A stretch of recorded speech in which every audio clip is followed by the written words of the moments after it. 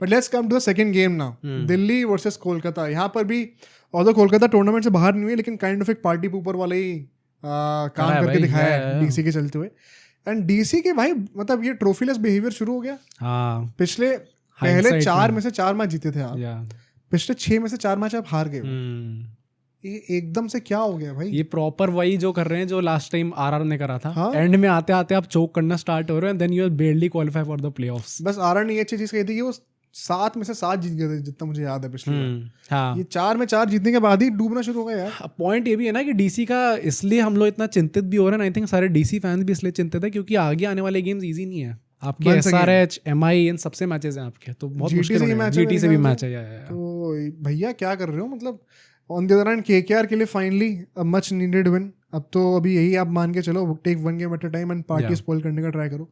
Good news है KKR के upcoming games काफी इजी हैं ऑन पेपर।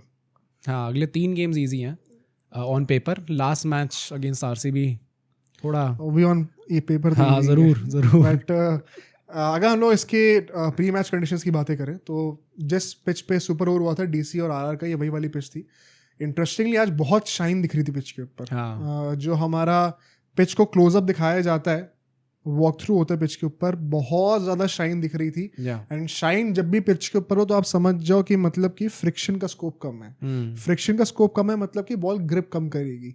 तो relatively it was suppose to be a better pitch to bat on. इसलिए आज हमने 200 क्रॉस होते देखा भी। चेंजेस की बात अगर हम लोग करें, देखो डीसी टॉस जीत के चेस करती है, सही डिसीजन था क्योंकि ड्यू का पॉसिबिलिटी था जो कि आया भी। एंड सेम टीम उनने रखी, गुड थिंग की चेस कर रहे थे ताकि वो आशुतोष का इम्पैक्ट प्ले का नौटंकी ना हो पाए। केकेआर ने अनुकूल रॉय को चूज करा चेतन सकारिया के ऊपर।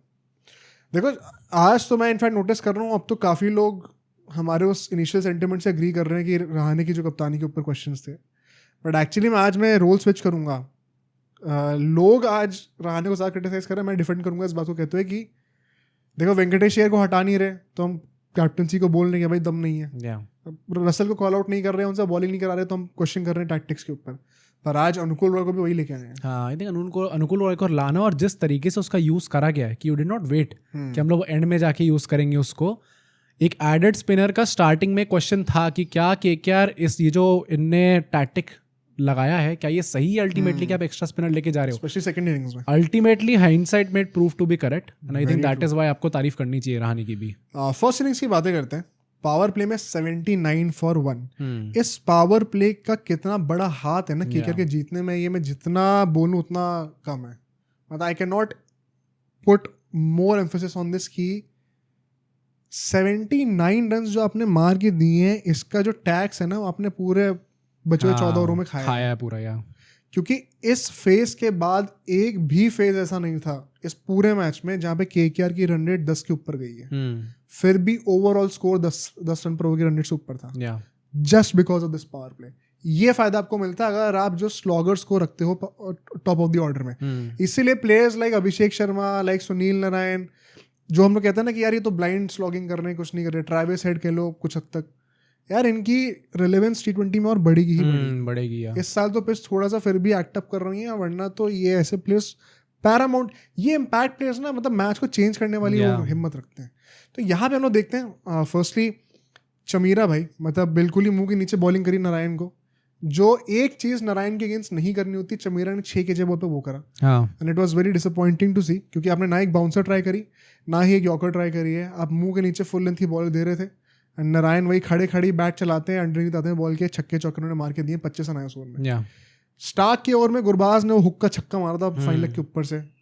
For me it was a shot of the power play and Gurbaz ने भी he gave a pretty good start, बड़ी अच्छी ड्राइवें भी लगाई है स्टार्क को। पॉइंट वही है भाई कि आई थिंक गुरबाज से जो एक्सपेक्टेड था वो उन्होंने कर दिया। यस, अगर आप अल्टीमेटली बोलोगे कि अच्छा 30 रन भी नहीं आए, अल्टीमेटली आपने 20s में स्कोर करा, तो that is I am saying कि बहुत एक्सेप्शनल इनिंग्स नहीं है, बट जो काम करना था उनको एक स्टार्ट देना और एक अच्छी रेट पे स्टार्ट देना, वो उन्होंने करके दिखाया इस मैच में। आउट भी भाई मतलब स्टार्क के ब्रिलियंस पे है, विल पे ऑकर मारते हैं वो, बड़ी ही अच्छा उन्होंने बॉल डाली एंड बैट जमीन को टच हुआ था, उसी टाइम पे निक भी लग रहा था, आउट हो जाते हैं। बट रहाणे ने भी आके जो मोमेंटम को कंटिन्यू करा है, जिस तरीके से डोमिनेट करा स्टार्क को भी and the rest of the bowlers, he insured कि केकेआर की जो रन रेट है इट स्टेज अबव 13-14 रन पर over. Plus the good thing is कि हमें ऐसा नहीं देखने को मिला कि अच्छा कोई एक प्लेयर ने आके रन मार दिया, उसके चलते हुए इनके इतने रन बन गए 79।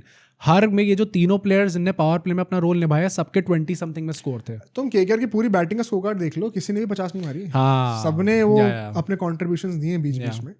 सिर्फ रघुवंशी नहीं 40 क्रॉस भी करा उन्होंने, किसी ने 40 भी क्रॉस नहीं करा, सब 30s 20s में ही है। हाँ राइट। एंड उसके बाद अच्छा एक बहुत बड़ा कॉल था अक्षर पटेल का, तो खुद बॉलिंग नहीं करी पावर प्ले में इस बार क्योंकि नारायण थे।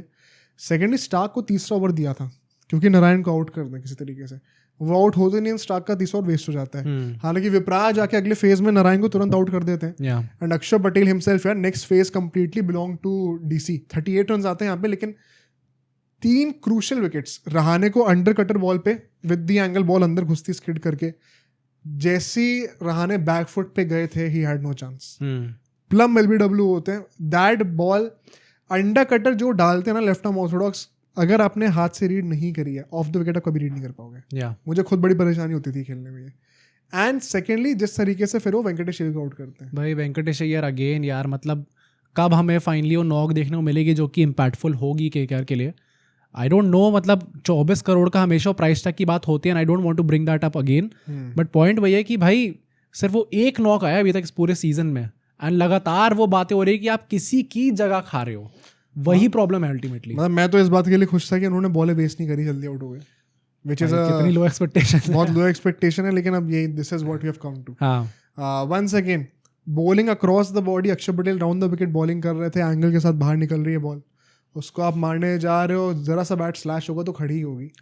सो poor execution, once again run out हो जाते हैं वहाँ पर। बट उसके बाद रघुवंशी एंड रिंकू जिस तरीके से रीबिल्ड करते हैं इनिंग्स को, रघुवंशी को भी मैं कहूँगा भाई उन्होंने आते ही विपराज को 2 छक्के लगाए थे, एक डाउन द ग्राउंड और एक कवर्स के ऊपर से। यार आई स्टिल बिलीव लोग बहुत गलत तरीके से उनको स्टीरियोटाइप करते हैं as an anchor, he is actually a very good striker of the ball. The fact that ये 6 से 10 के बीच में 38 रन आए, हम तो 40 तक जा भी नहीं रहे, 38 भी आ गए ना, वो इसी वजह से था क्योंकि रघुवंशी ने आते ही टाइम नहीं लिया, बिल्कुल पूरा आते ही स्लॉगिंग स्टार्ट कर दी। रघुवंशी ने मैच के बाद ये भी कहा कि मैंने आज तक कभी नंबर 4 पे बैटिंग खुद करी भी नहीं है, तो मैं फिगर आउट ही कर रहा हूँ सीजन में कैसे करना है। उसके बाद भी वो इतनी अच्छी बैटिंग कर रहा है, तो he is a complete team man right now. Of course उस एज पे आपके पास कोई चॉइस भी नहीं, आपको टीम मैन होना ही पड़ेगा, आप इतनी अभी ईगो कमांड नहीं करते हो। But credit to the guy यार, मतलब काफ़ी अच्छी कंसिस्टेंट बैटिंग उन्होंने करके दिखाई है।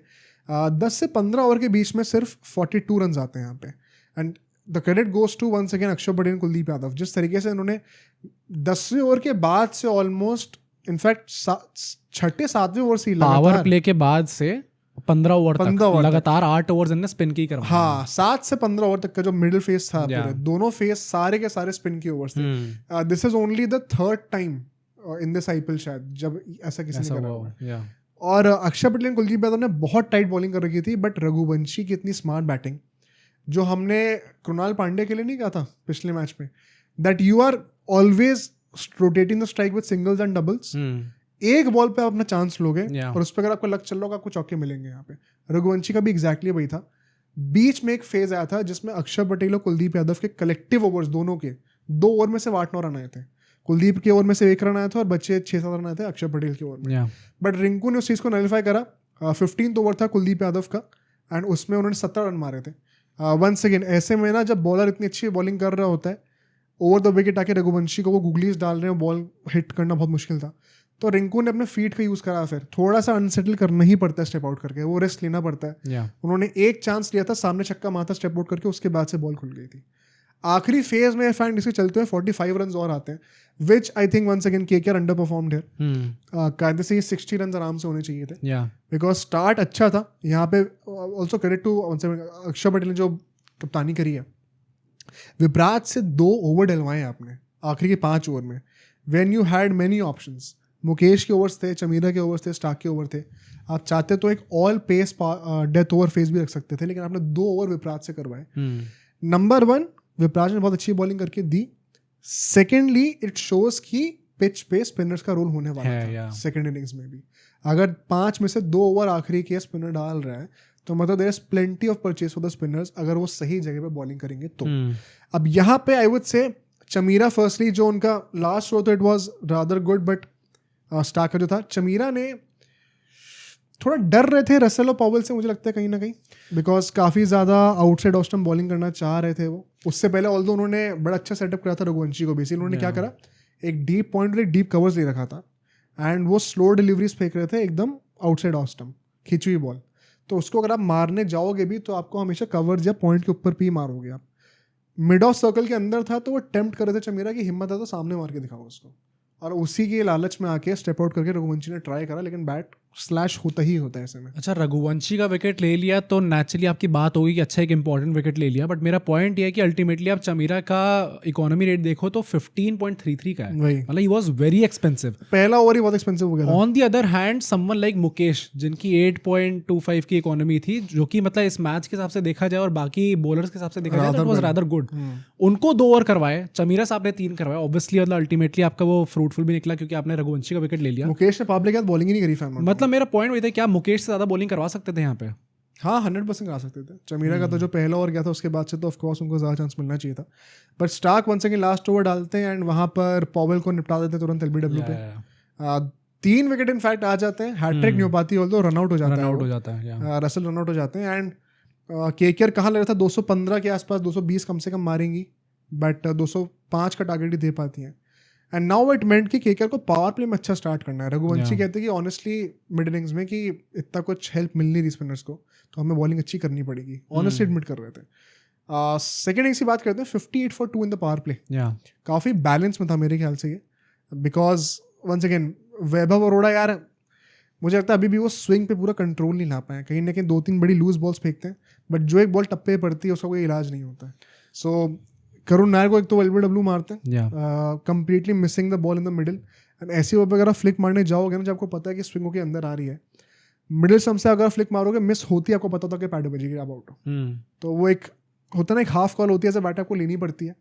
T20 है तो आप लेते ही लेते हो कॉल, एंड मिस होती है एलबीडब्ल्यू। करुण नायर का जैसा हमने पहले बात करी थी लास्ट पॉडकास्ट में कि भाई अब काफ़ी टाइम हो चुका है वो इनिंग्स आए हुए, तो it's very important for a guy like him जो कि अभी आउट ऑफ फेवर हैं थोड़े, उनको बार बार याद दिलाना पड़ेगा कि भाई मेरी इनिंग्स आई थी। मतलब टू बी वेरी ऑनेस्ट अब तो एक और इनिंग्स आ जानी चाहिए थी कायदे से। दूसरी बात जो मैं बोलूँगा क्रेडिट टू रहाणे, क्योंकि I was personally kind of surprise कि सिसोदिया कह रहा हूँ भाई, अनुकूल रॉय को पहला ओवर दिया गया। तो यहाँ पे आई थिंक क्रेडिट मिलता है उनको, क्योंकि उन्होंने रियलाइज करा कि स्पिनर्स को कितना ज़्यादा हेल्प मिल रही है इस पिच पे, regardless of what Raghuvanshi was saying. हमने देखा कि स्पिनर्स ने डोमिनेट तो करा है इस पिच पे, तो स्टार्टिंग में ही पहला ओवर अनुकूल रॉय से करवाना, आई think that was a good tactic and it paid of, because Porel को पहली ओवर पे चौका मारते हैं, बट सेकंड बॉल पे पता नहीं क्या ऐसी चुल होती है कि मतलब बॉलर ने बॉल फेंकी भी नहीं पहले से सपोर्ट करके, and clever on the part of अनुकूल रॉय, उन्होंने आर्म बॉल फेंकी थी, स्पिन बॉल नहीं थी वो, तो बॉल पड़ के एंगल से बाहर ही निकलने वाली थी, which is why ball connect नहीं होती अच्छे से एंड वो आउट हो जाता है। अब सोचो अगर एक क्लिप इतनी बढ़िया थी तो पूरा का पूरा पॉडकास्ट कितना बढ़िया होगा। तो अगर आपको इसी क्लिप का पूरा पॉडकास्ट देखना है तो यहाँ पे क्लिक करिए, और अगर आपको ऐसे ही और क्लिप्स बिंज वॉच करनी है तो यहाँ पे क्लिक करिए।